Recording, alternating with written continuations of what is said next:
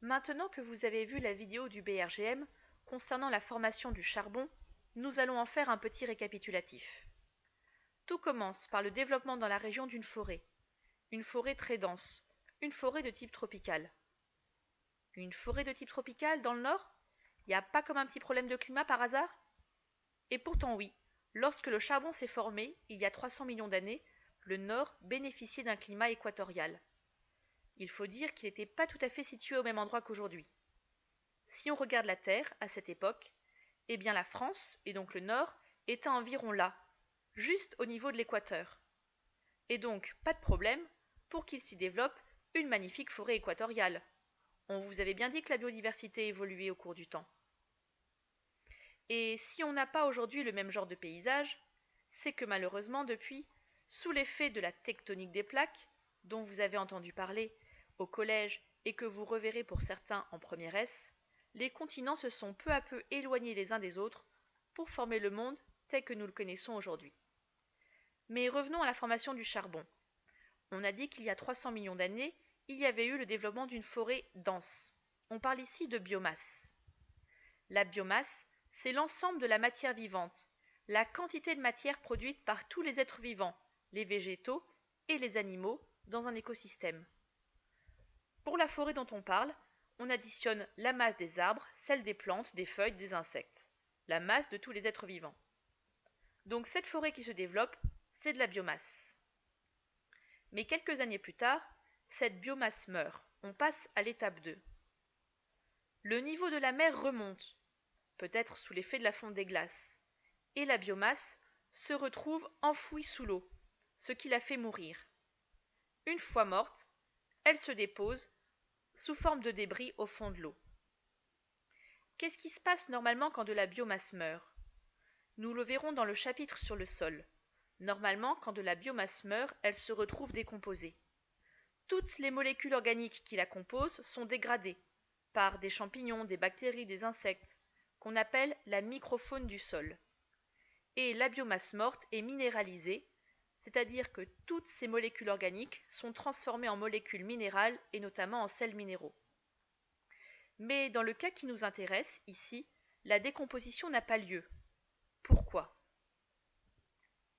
Il se trouve qu'une forêt de type équatorial produit beaucoup de biomasse. Si elle meurt brutalement, une très grande quantité de biomasse se retrouve accumulée sous l'eau.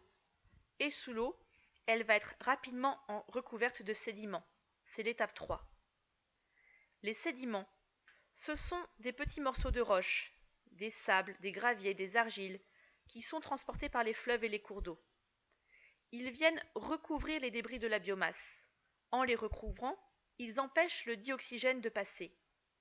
Or, si le dioxygène ne passe plus, la microfaune du sol ne peut plus vivre et ne peut donc pas décomposer les débris de la biomasse. Ces débris ne sont pas dégradés. En plus, avec l'arrivée des sédiments, il peut se former au-dessus des débris une nouvelle couche de sable, de gravier. C'est l'étape 4. Cela permet l'implantation d'une nouvelle végétation, mais en même temps cela enfouit en profondeur les débris de la biomasse. Or, plus on va profond sous terre, plus la pression et la température sont élevées. Comme ce cycle se répète plusieurs fois au cours du temps, la biomasse a pu être enfouie jusqu'à des kilomètres de profondeur. À cette profondeur, la température et la pression sont fortes. Et au cours du temps, sous l'effet de ces conditions, la biomasse va se transformer, un peu comme une cuisson lente sur des millions d'années. Et cette sorte de cuisson lente va transformer la biomasse en charbon. C'est ce charbon qu'on a extrait des mines du Nord pendant des dizaines d'années. Récapitulons. Dans le Nord, il y a 300 millions d'années, se trouvait une végétation dense, qui, à sa mort, ne s'est pas décomposée, mais qui s'est retrouvée enfouie en profondeur, parfois à des kilomètres sous le sol. À ces profondeurs, la température et la pression sont très élevées, et elles ont peu à peu transformé les débris de la biomasse en charbon. Donc, le charbon provient bien des végétaux. Mais quel est le lien avec le Soleil? On cherchait à comprendre pourquoi les énergies fossiles étaient liées au Soleil Pour l'instant, on a juste démontré qu'elles étaient liées à de la biomasse, à de la végétation. Eh bien, le lien est simple. Pas de végétation sans soleil. Pour se développer, les végétaux ont besoin de l'énergie lumineuse. On en a déjà parlé. Ce phénomène s'appelle la photosynthèse. Je vous invite à vous rafraîchir la mémoire en regardant la vidéo consacrée à ce phénomène. Donc, il y a 300 millions d'années, le Soleil brillait déjà.